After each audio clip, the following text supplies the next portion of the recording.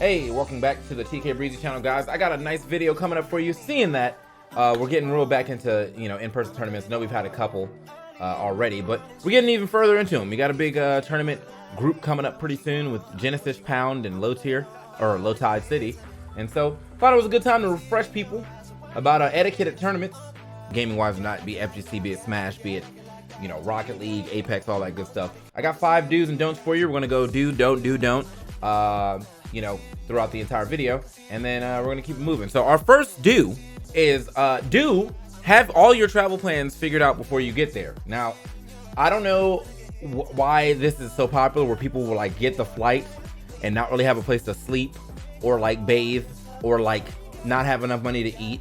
But like, get all that stuff figured out before you go. Like, if you can't afford the tournament, just don't go to that one and go to the next one. I mean, yeah, it's gonna be a little bit of FOMO for sure, right? It's gonna be a little bit of FOMO, but you can I feel like it's better for you to save the money that you had if you couldn't get enough money for the tournament that you want to go to, and then transfer that over to the next one when you have enough money to go to that tournament. Stuff can be expensive, tournaments are expensive, but that's why you split stuff with people, get 4 to a room, you know what I mean? Like carpool, you know what I mean? Stuff like that.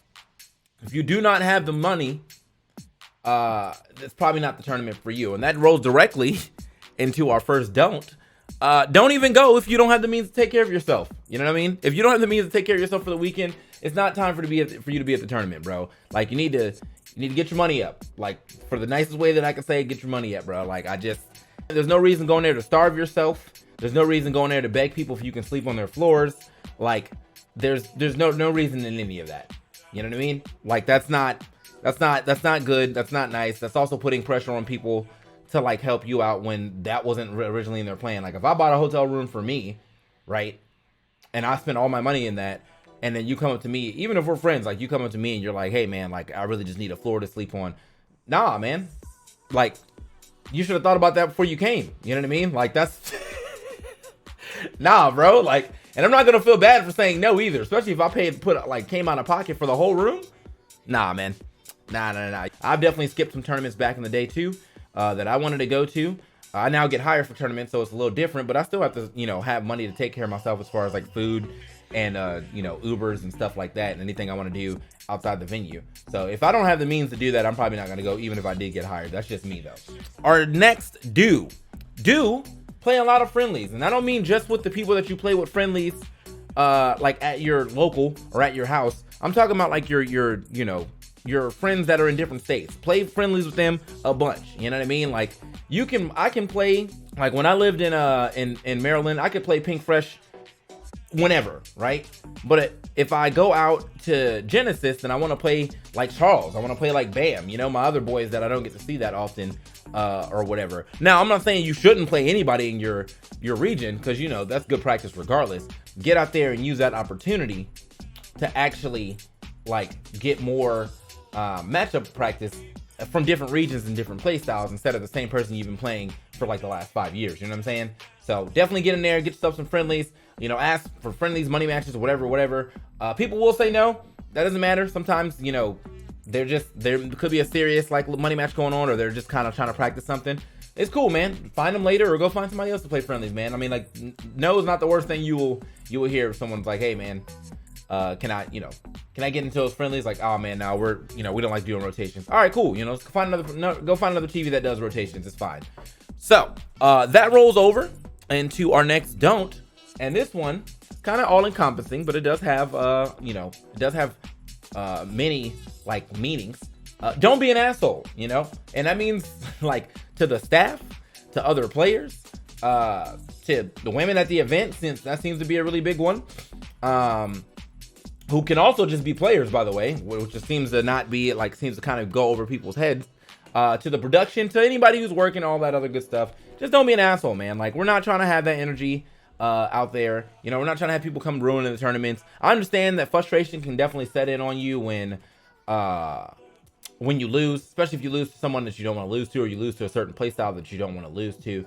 And you may pop off and say fuck that guy, right? But like, if it carries on past that, then like now you're just kind of being an asshole, my guy. It's not fun for you. Well, it's not fun for anybody involved. And if it is fun for you, that's sad. That's, grow up. Grow up. Anyway.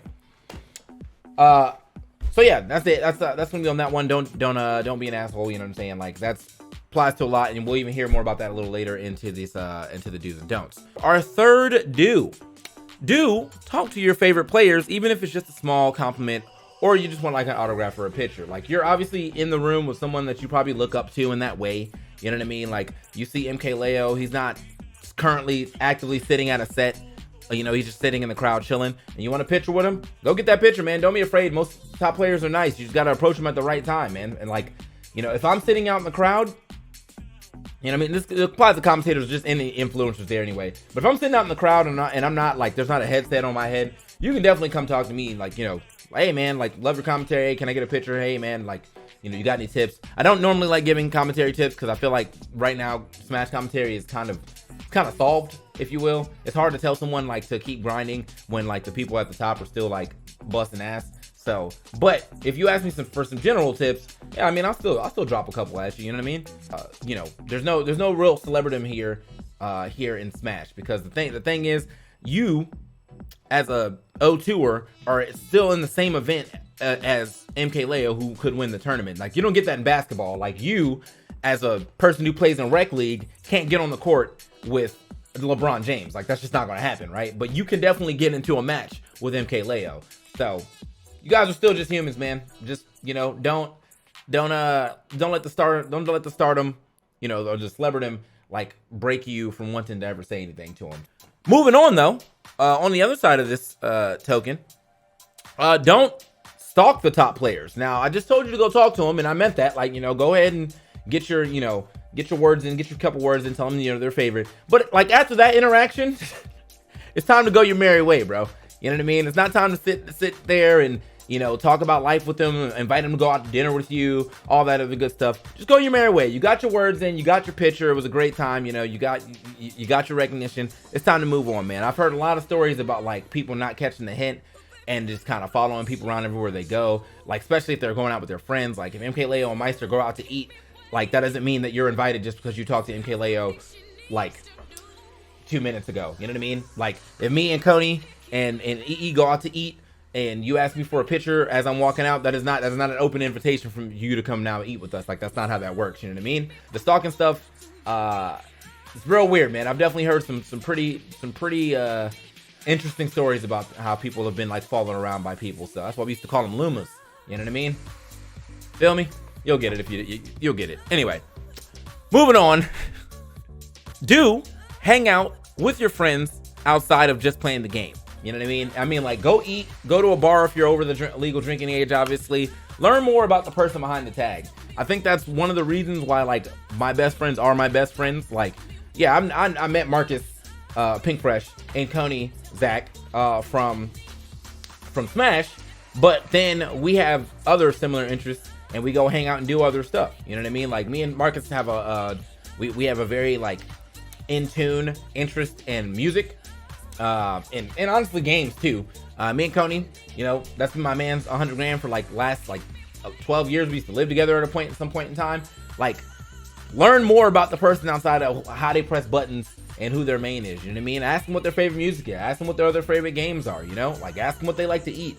Go and make actual friendships, because like really, it's, as an adult, straight up, it's actually kind of harder to make friendships, I believe, because you're not like in school and in high school and college stuff, you're like kind of forced to be in a situation where you're in a room with other people where you'll eventually make friends. As an adult, that's not necessarily the case all the time, especially since a lot of people are working from home now. You aren't forced into a situation where you have to like mingle.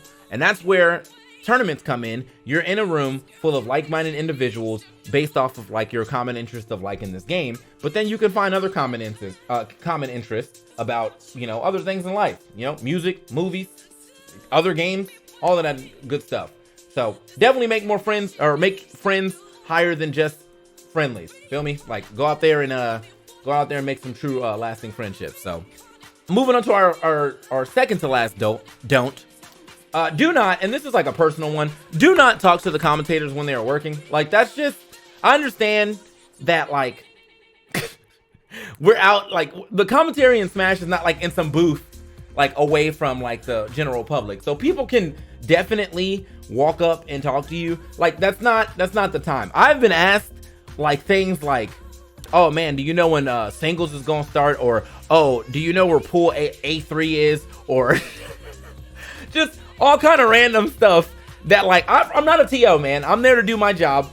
You know what I mean? There was one time where, like, we were commentating, and I think they were about to do, like, breakdown of some of the, like, the setups. And the dude, like, one of the workers, and I understand, like, you know, he probably doesn't even understand what's going on or whatever. So he walks up to us directly, and he's like, hey, man, do you know if we can start breaking down? And I was like, bro, hello? Like, find someone else. Like, that's not actively working right now. So that definitely happens. It happens quite a bit. So yeah, if you see a commentator commentating, maybe not the best time to talk to him. Now, you know, if you can talk to me anytime there's not a headset and a mic in my hand, or in my hand or on my head. But outside of that, yeah, don't come up to me when I'm. Come on, man, don't come up to me while I'm working. That's not the time. You're interrupting the flow of the stream, and it just kind of looks very unprofessional too. So don't do that. Don't do that.